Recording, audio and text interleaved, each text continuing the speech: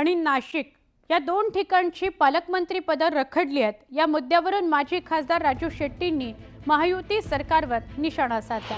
हे सरकार पालकमंत्री ठरवू शकत नाही हे त्यांचं दुर्दैव।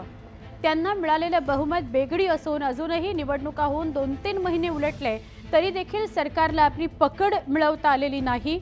असं असलं तरी त्यांनी अधिकाऱ्यांच्या बदल्यांविषयी दुसरं काहीच येत नसल्याचा टोला देखील राजू शेट्टी यांनी लगावला। विक्रमी आणि 5वी बहुमत मिळून सुद्धा या सरकारला अजून जिल्ह्याचे पालकमंत्री ठरवता येत नाही, हे त्यांचं दुर्दैव आहे।